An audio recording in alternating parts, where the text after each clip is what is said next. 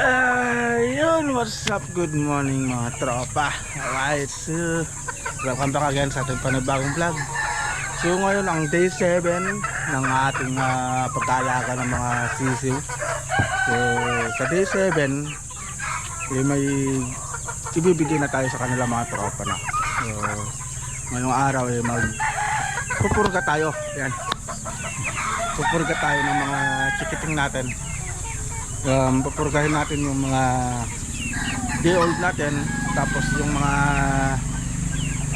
week old saka 1 month old, tuloy-tuloy pa rin tayo sa pagbibigay ng vitamins katulad ng kalamansi at vitamin pro. So yun. Tapos sa mga malalaki natin, malalaking manok natin, sa mga broodcock sa stag,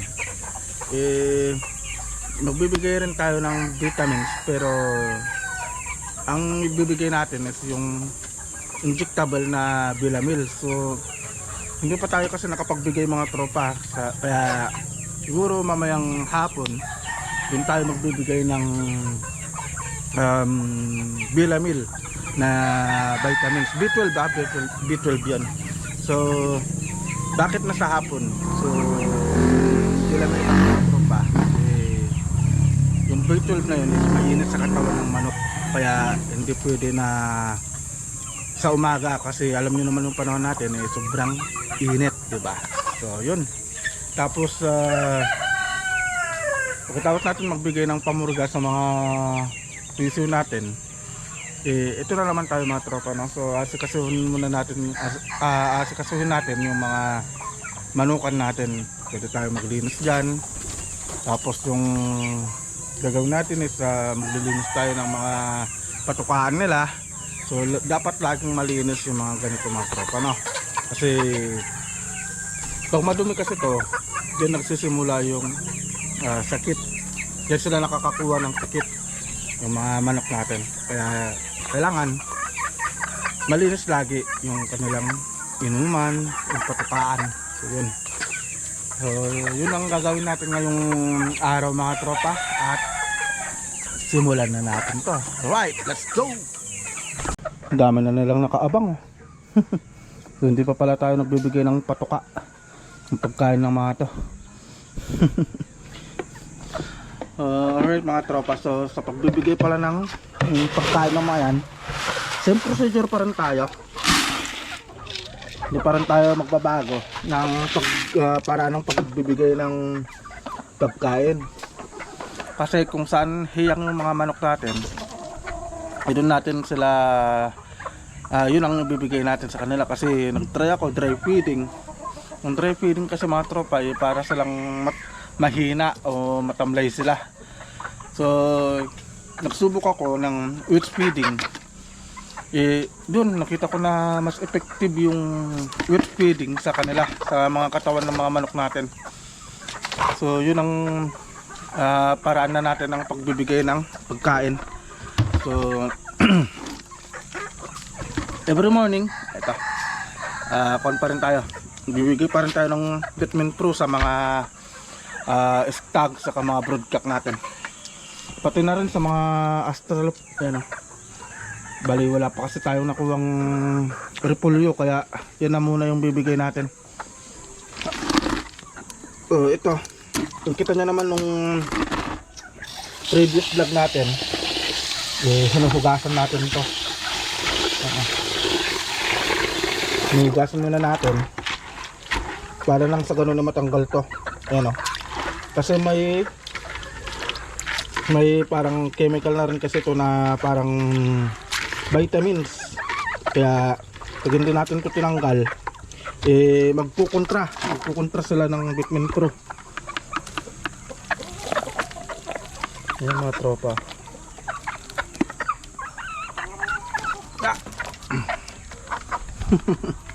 Ayan. Tapos bago natin nilagay yung may tubig pa, kailangan tanggalin natin talaga yung tubig.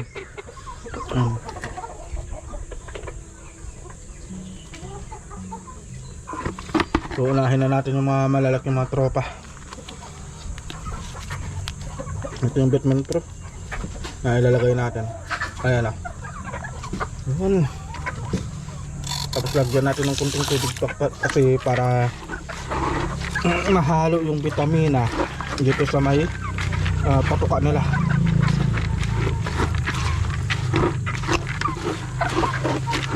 So ngayong araw na rin pala tayo, ngayong umaga na rin pala tayo magbibigay ng purga mga tropa, no?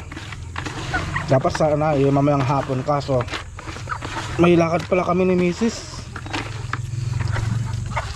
So magiging ninong na naman tayo. Mag-aanak tayo sa binyag, kaya yun, ngayong umaga na natin ibigay yung purga ng mga day old natin ng mga manok, mga sisu. So unahin na natin itong mga astral kasi makukulit itong mga to. So dyan ko lang sila pinapakain, no?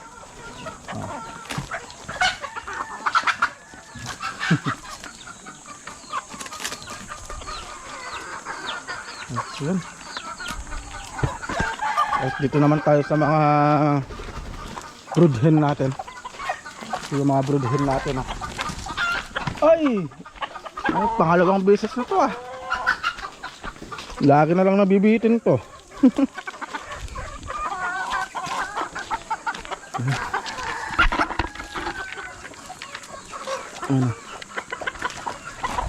Pero ito kasi mga tropa, iba yung pagkain ng mga yan. So binibigay ko kasi sa mga broodcock natin kasi yung inner tone.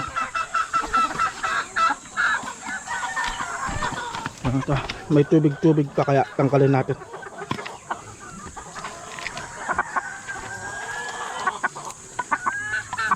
Ito pala yung brood hen natin na galing sa bayaw ko kay Pulpul. Ano, ganda na. Ito naman yung ating isang brood hen. Ayun, may lahing golden hatch. May lahing hatch mga tropa.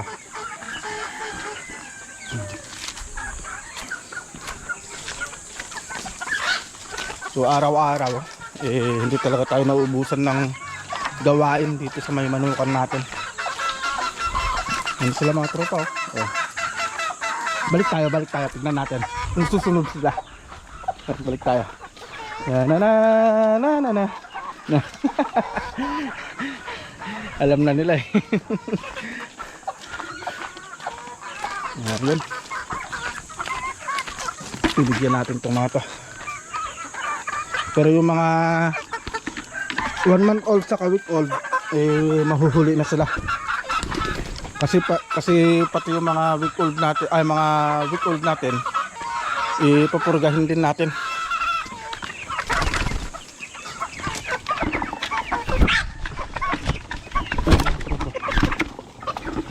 Grabe. Diba? Gutom na sila.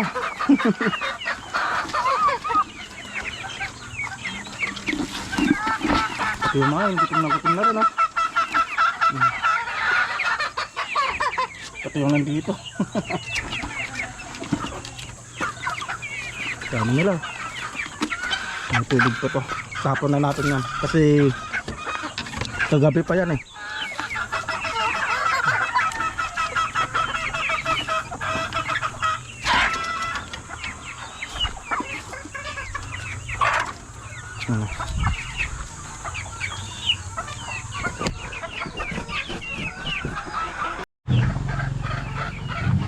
Grabe mga tropa, umaga pa lang ramdam mo na yung sobrang init. So ang oras pala natin is 8:30 ng umaga.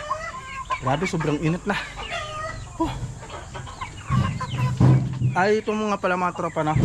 Bago ko makalimutan, gusto ko muna palang i-share sa inyo kung ano ba yung ginagamit ko na pamurga sa ating mga alaga. So ito yun mga tropa.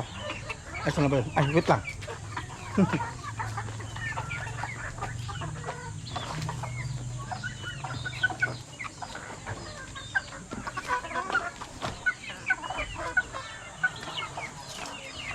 Hello. So yun mga tropa, so yun, kinuha ko lang kasi yung ginagamit natin na pangpurga sa mga sisiw natin. So ito yung gamit natin, Bastonero Plus. Ayan, Bastonero Plus para sa mga sisiw natin. Pero sa mga day old natin, ang gagawin natin is itutunaw natin siya sa tubig.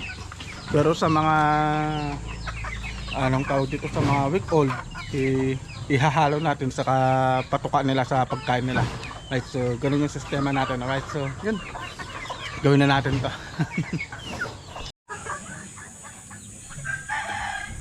Alright mga tropa, no? So gusto ko palang i-share sa inyo yung idea ko, no? So para hindi na masyadong mahaba yung procedure ng mga pagbibigay natin ng patuka. Meron pala ako dito mga tropa, yung isang balde, diba? May balde tayo lagi ng tubig. So yun. So habang nagbibigay kasi tayo ng patuka, naglilinis na rin tayo ng ito patukaan nila. So yan, makita nyo mga tropa, malinis na. So ganun, habang pagbibigay na tayo ng patuka nila, bago natin bigyan, linisan na natin. Tapos bibigyan natin sila ng patuka nila. So ganun yung sistema ng ginagawa ko para mabilis. Kasi pag ganun na kukunin mo pa lahat, isa-isahin mo, mas matagal yun mga tropa, no? So mas maganda kung isa-isang kulungan, bawat isa, pag magbibigay ka ng patuka mo, kukunin mo na yung patukaan nila, tapos linisan mo na, lagyan mo ng pagkain, tapos bigay mo na, ganun lang. So mas mabilis, di ba? So ganun yung ginagawa ko. Tapos ito mga tropa, gusto ko lang i-share sa inyo yung pagbibigay ko ng ito nga, anong tawag dito, pamurga sa mga chikiting natin. Nagsisimula pala tayo nagbibigay ng pamurga na hinahalo sa pagkain pag mayroon na silang 2 weeks mahigit. Pero pag 2 weeks pababa, ito muna, ganito, itutunaw natin yung pamurga dito sa tubig. Kasi ang ko naman nito is ang tawag dito, water soluble naman ito mga tropa, oh. Yan, ang bastonero na to. So yun, so unahin na natin yung mga week old natin na mga chikiting. Yun, ihalo na natin sa pagkain nila para anong tawag dito, para mas effective yung pagbibigay ng pamurga. Kasi pag yung sa tubig kasi minsan hindi sila nakakainom. Ito yung mga tropa. So huhugasan lang natin to. Meron na kasi akong isang balde ng tubig dito. Hinuhugasan ko kasi ito mga tropa. Tapos tinatanggal lang ang tubig nito.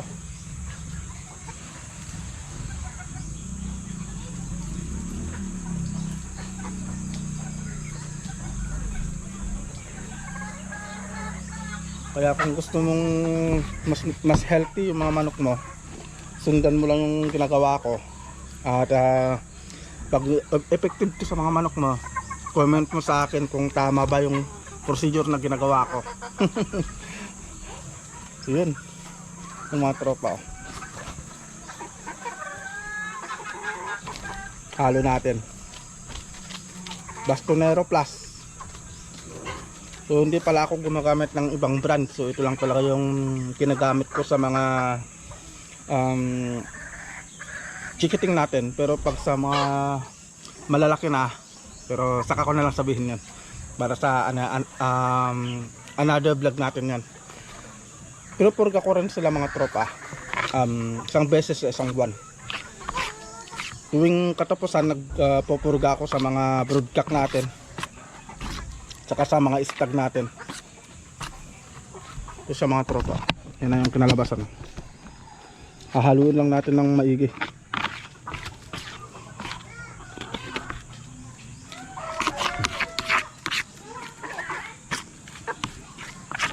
Ano ba? Ganyan lang siya. Ayan, oh. Halu-haluin lang natin hanggang sa ma-absorb ng feeds yung gamot.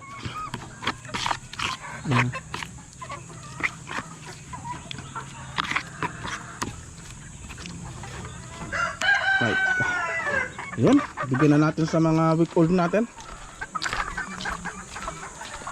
So ito pang mga tropa na, itong mga nandito mag-iisang buwan sila sa 27 ba 26 mga ganon. So malapit na silang mag-isang buwan. Tapos pag naka-isang buwan na sila, ibibigyan naman natin ulit sila ng vitamina. So Vitamin Pro ulit mga tropa na. Bigyan lang natin yung kanilang inaantay. Ayun, nakatakas na yung isa. Malakas lumipad na na. Nawala.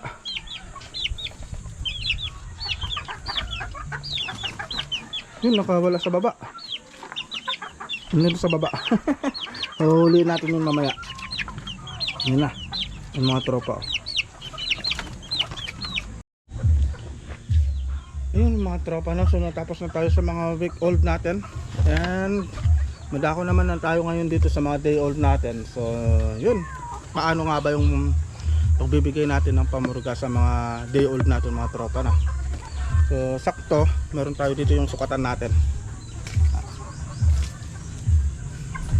So ito, isang kutsara to mga tropa, sakto. Ang gagawin natin, ganito lang siya. Yung sukat nito, ayun o, papakita ko sa inyo mga tropa.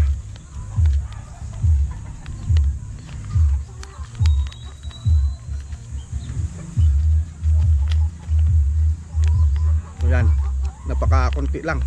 Ayan o. Yan, ganyan lang mga tropa. Napakakunti lang.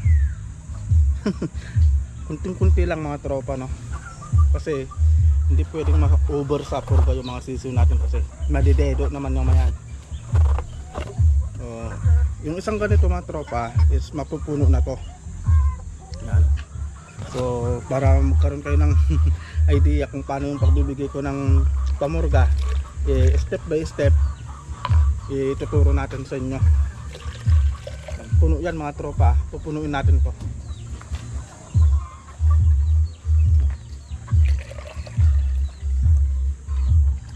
Ano?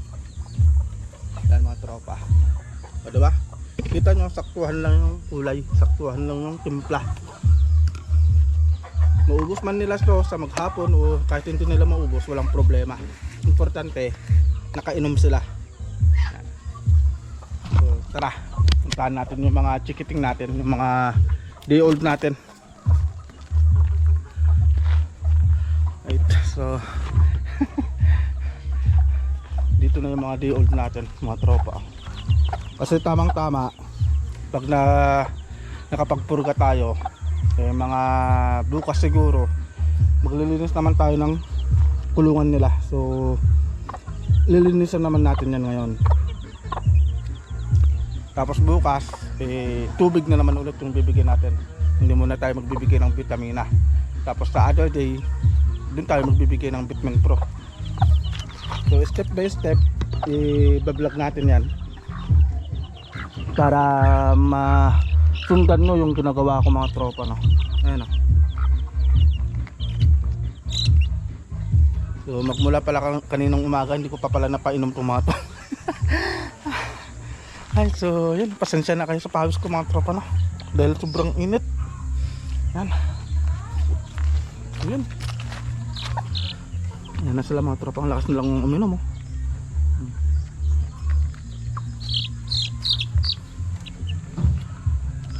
So yun, ganun lang yung ginagawa natin mga tropa, no? So yun ang day 7 natin. Pag day 7 purga na yan. So ganun. So minsan, yung iba kasi nagpupurga sila pagkalipas ng 15 days, ganyan, 15 days. Tapos twice a month sila nagpupurga. Pero sa atin kasi pagkatapos ng 7 days, pag 30 days ulit, sa 30 days ulit tayo magpupurga. So ganun yung ginagawa ko, 1 week saka sa 30 days nila. Kasi ang gagawin ko, yung the rest na remaining days ng from 7 days to 30 days, doon naman tayo magpapabulto ng katawan ng mga chikiting natin. Yan. So right, so dito na siguro matatapos tong vlog natin mga tropa, and see you po sa next na vlog natin. Right, good morning po sa inyong lahat mga tropa.